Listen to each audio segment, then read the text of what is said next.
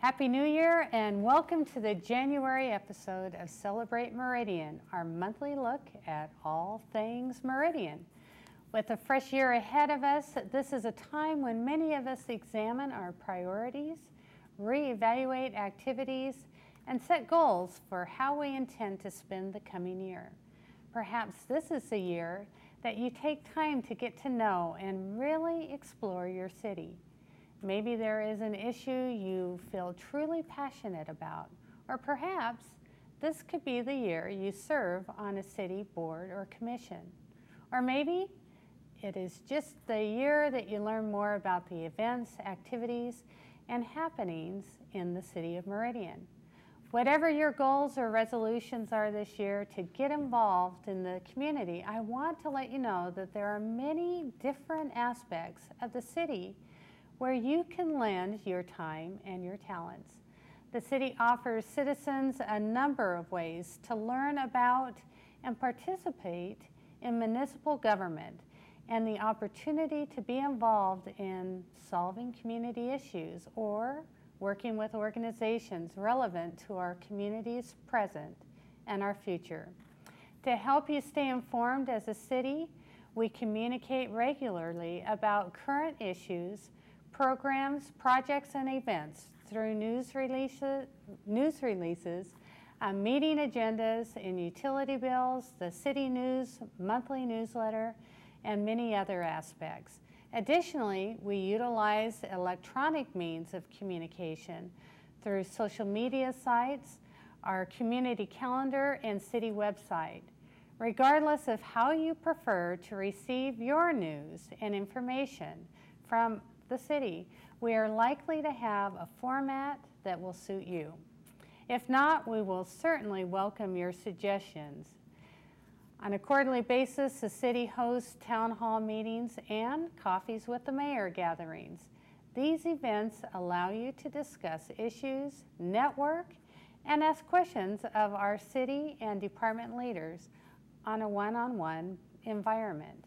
And because citizen involvement is such an essential ingredient for strong local government, the city regularly invites residents to serve on a variety of boards, commissions, committees, councils, and focus groups that are designed to assist city leaders in information gathering and policy creation.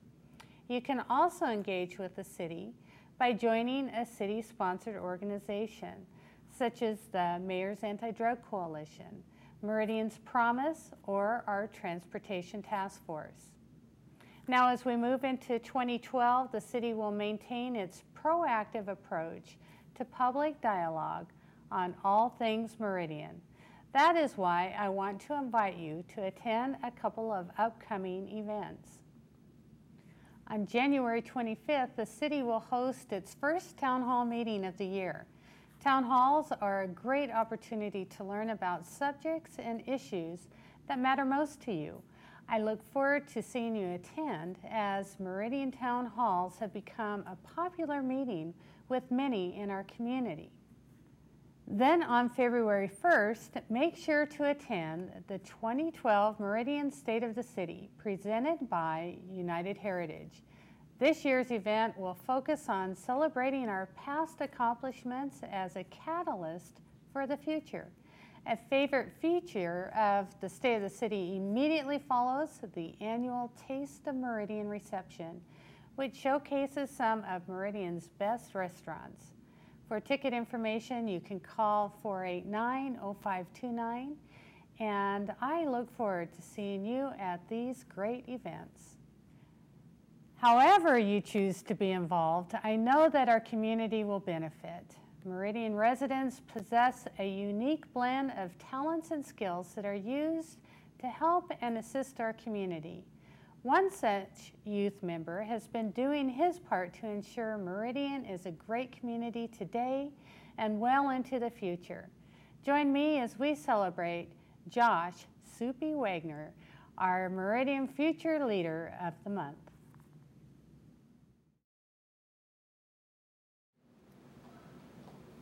Welcome back. Tonight I'm joined by Senator Chuck Winder of District 14. Thank you for joining us. Thank you for having me. I greatly appreciate it. Are you ready for Christmas? You know, it's coming whether we're ready or not, but I've got most of it done already. So, Well, thank you for joining us. Maybe you can begin by telling us a little bit about yourself and how you got involved in the legislature. um, well, I've grown up in the valley here and lived around here all my life, except for about 4 years when I was in the military in Florida and Texas. I went to College of Idaho. Worked for Morrison Knudsen Company when I first came back out of the military, and that kind of led me into being involved in local politics and working on various projects. I got involved in planning and zoning, design review, uh, ran for the Highway District Commission because I didn't like the way the Highway District treated us when we were doing the Park Center project and some of the Greenbelt projects that we were doing at the time. And so it was kind of one of those either, put up or shut up kind of a thing, and served there for 13 years. And then Governor Batt appointed me as chairman of the State Transportation Board, and I did that for 11 years. We appreciated working with you. You bet. I enjoyed it too. So you've done a lot for the community here. You've been a real advocate. And then about almost 4 years ago now, a group of people approached me about running for the legislature from District 14, and so I've only been in for 3 years, but I've really enjoyed it. It's been a very good experience, even though it's been a very tough economy, and it's been some very difficult and tough decisions to be made over the last 3 budgeting sessions, but I've enjoyed it and I've learned a lot. Well, and you're a very well-respected voice on the Senate, and you're part of leadership. In 3 years, I think you've established trust and respect, and Well, that is to be commended. hopefully, and and I had a little bit of an advantage just because I'd worked with the legislature for 11 years as chairman of the State Transportation Board, and so that kind of gave me a little bit of an insight. And then I think one of the positive things about my involvements, I've always been a businessman in the communities, and so I've had to make payroll and make a living, but I've always felt like I needed to give back to the community, and the types of things that I was involved in have allowed me to do that. Well, we appreciate your leadership. Now, you mentioned that you have experience in the military. Can you tell us maybe how that's given you a foundational piece to the legislature? Well, I think, the military experience I had, I was a Navy flight instructor, and so I had to work with a lot of different people at all levels. I actually had students for about a year, and then I actually started being an instructor of the instructors, so I had a lot of different personalities and things to deal with. I think that experience in leadership and various things led me to really be able to do well when I got in the corporate world, and then as I got into the political world, it taught me that you need people to get things done, and you need to be able to get along with people and bring consensus on issues and have an open ear and be willing to listen to other ideas. Well, we are coming into the new legislative session. Mm-hmm. Can you perhaps give a preview of what you think some of the top issues will be? Well, obviously, budgeting will be a big issue. The fortunate thing is we're not still in a nosedive like we were with the state revenues, so we'll be, I think, a little better off that way. But some of the top issues are going to be, what traditionally comes around the legislature, and it'll be water issues, agricultural farming and ranching issues. It'll be trying to figure out how to create more jobs and have more business-friendly government in our state, and tax policy. Those kind of things will be major issues. We'll also have this year the insurance exchange discussions that'll be going on, and there's some that are really opposed to them, and a lot of the business community say, it's really a good idea, and we need to have this as an alternative for people to use and have it available. So there'll be a lot of tough, discussions going on, and those are kind of the main things I see as I don't think we'll have a lot of educational reform issues this year. I think everybody's going to kind of let that work through and let the referendum in November, next year happen. Try not to mess with that. They'll have to deal with the recommendations that the Technology Task Force has just made. So there'll be a lot of emphasis, I think, on those types of things and actually implementing technology in the classroom. Right. Now, I mentioned earlier that you're one of the Senate leadership as Assistant Majority Leader. Correct. Can you tell us a little bit about that position and what role you play in leadership? Well, one of the interesting things that occurs after the election occurs every 2 years, and that cycle is completed, the various caucuses, in my case, the Republican caucus meets and selects leadership, and there are 4 positions in leadership. The pro tem is considered the highest in the Senate, where the Speaker would be the highest on the House side. Then there's a majority leader on both sides, and then the assistant majority leader, and then the caucus chairman, who's really the spokesperson for the caucus. And for whatever reasons, my peers decided in my second term to elect me to a leadership role, which is kind of unusual. I actually ran against a seated member of the Senate that had been there a long time, and I think what it showed was that there's probably a little bit more of a conservative bent in the Senate today than there was a few years ago, and I think that's kind of what happened. The person that I replaced was considered more liberal, I guess, in their voting record, and typically voted on a lot of issues with the minority party, and I think that didn't settle well with a lot of people, and so they wanted somebody to take that position, and I think I kind of represent that conservative, moderate, open mind, someone that's willing to listen and try and build consensus among the competing points of view.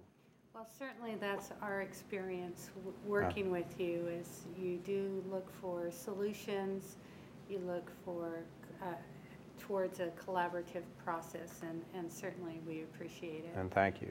Can you tell us a little bit about the committees that you serve on? Yes, right now I serve on the State Affairs Committee, which is made up of the leadership, both the majority and minority leadership, and they deal with a lot of the really tough issues. They would deal with any right to life issues. They would deal with any, second or constitutional amendment rights, anything that would come through on those issues come through there, and we get some really tough ones to deal with sometimes. And then I also serve on education. Been there for 3 years, and that's probably one of the toughest committees to be on, just because there's been so much going on, and it takes a lot of time, and there's a lot of time and passion that other people devote to it. And when I was first elected, one of the senior members of the Senate said, if they try and put you on education, resign the Senate, because it is a very tough committee, and it's obviously been probably tougher than normal because of the reform issues that went on last time. Yeah, it's left a lot of bruises out right. there. And the third one I sit on is transportation, and that deals with, the budget, the programming, and policy as it relates to ITD and transportation in the state. That can be either freeways, the highway system, transit issues, those kind of things. Well, and that's certainly your forte, and where we've worked the closest together. Certainly your experience as a former chair of the board for ITD has given you a lot of knowledge in that regard, and I can say that you were a key advocate for the 10-mile interchange, and now that it's open and it works just... Yeah, it's great, isn't it? It's amazing. Right. And I've heard from many in our community and the entire western region how much that one improvement has, it's significant. Right, and I think the freeway improvements we've been able to make, working with then Governor Kempthorne, developing the Connecting Idaho Garvey bond process, I think was a very positive for our valley as we look at the improvements that have been made to the freeway that would not have been made, including the 10-mile interchange. Now we just have to figure out how to fund the Meridian Road interchange and get that interchange taken care of. Well, you read my mind. Certainly that was the next topic is one key project was left out of the Garvey program on I-84, and that is the rebuild of the Meridian interchange. Now, the city and ITD have tried Tiger grants and have not been successful All right. through the federal government. We're working to assure that it continues to be a priority for the Idaho Transportation Department. What are the chances this year? Last year, I know ITD was very friendly to the idea of looking at a last Garvey proposal Right. and bridges, looking Right. at bridge repair. And the legislature authorized $998 million to be used for Garvey. And there's about $145 to $150 million that's still left that would be available. And so they've looked at some type of a statewide bridge program. So I think ITD is very positive towards trying to improve the interchange. The question gets to be is, what's the federal funding going to be in the next cycle?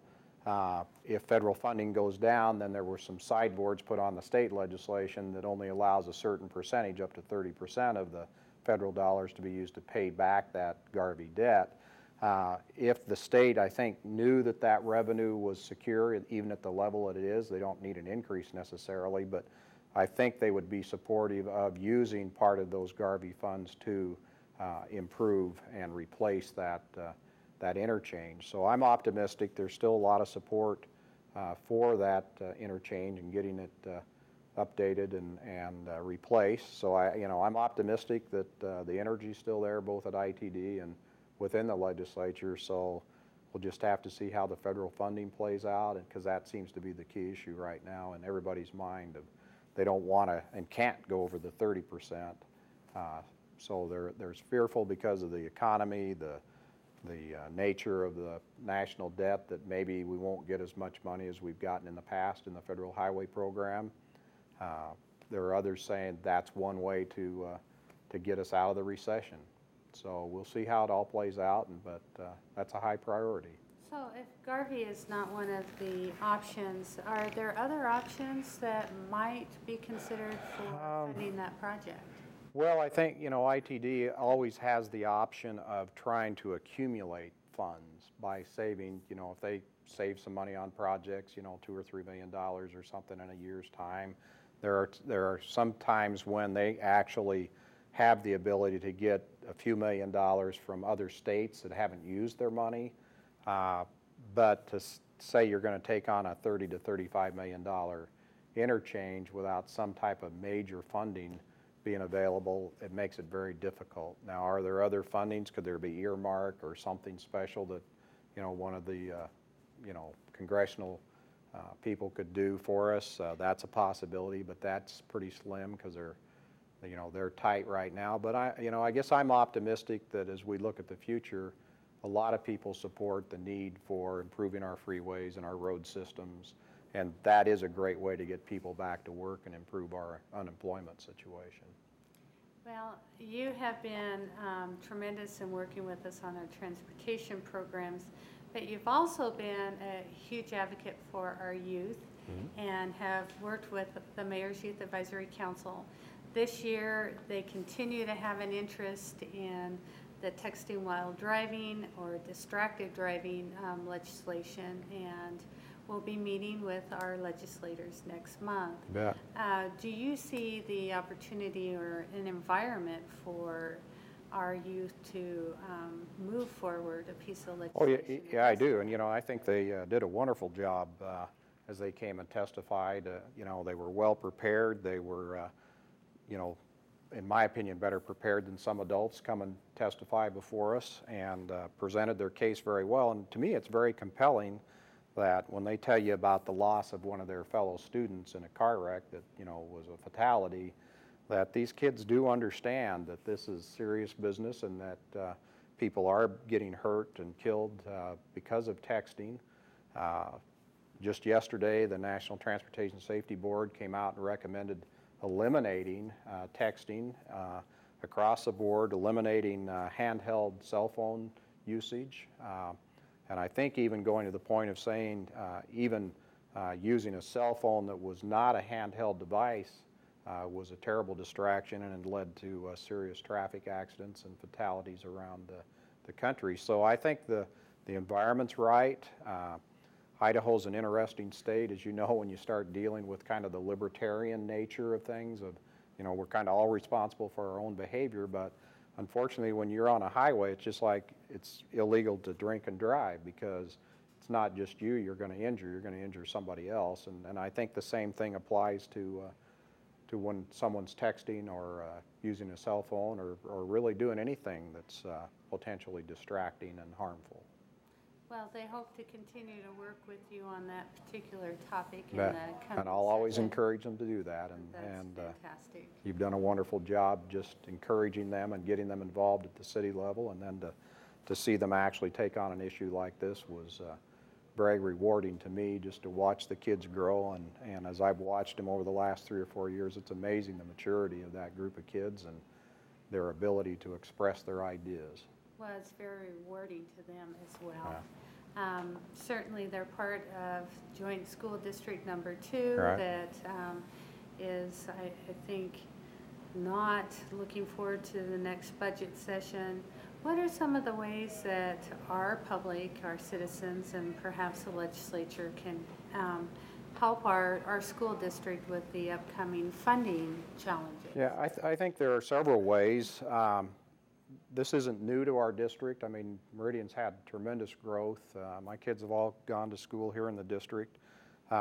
Because of that and an awareness, my wife also being a teacher and realizing that she was taking money out of her own pocket for supplies and things like that, we formed the Meridian Education Foundation. So it's Joint School District Number 2 Education Foundation. It's been in place for about 25 years. We've probably raised and contributed about $500,000. There are some major contributions going on right now through a donor for the music program in the district. So I think parents can contribute to that, corporations can contribute to that, and that goes right into the classroom to help special project needs. I think that's one way. I think talking to their legislators, letting them know about their support for education and funding is important. So I think there are lots of ways that parents and the community can help. So it's tough, but Idaho has made education a high priority for funding, and about 82% of the state budget goes into K through 12 education. So there's a major commitment, and because of the economic times, yeah, they've been nipped a little bit, but if you look at it in reality, there was about a $93 million surplus after the year last year. $63 million of that went to schools to help them with those issues that were basically brought about by some of the legislation and some of the reform issues that were placed. Well, it certainly is important. So it's a complicated process, and funding's obviously important, and I think that it's a high priority for the legislature. Well, thank you, and believe it or not, our time is already up. Yeah, that's what I get when I talk too much. I would like to thank you for joining me. And thank you for having me. We certainly appreciate your service to our community, and we look forward to continuing to work with you. Bet. We feel very fortunate to have you as our senator. Well, thank you very much, and the redistricting will put me in the heart of Meridian, so Yes, it will. So look forward to that. Well, thank you. You bet. Thank you.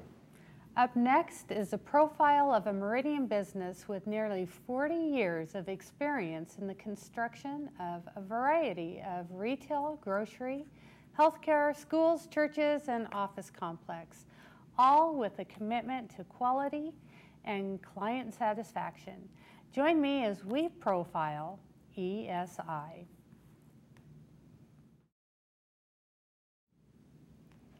Now it's one of the favorite parts of this show is Ask the Mayor, letting us know what is top on your mind. Mayor, why aren't there many dog parks in the city of Meridian?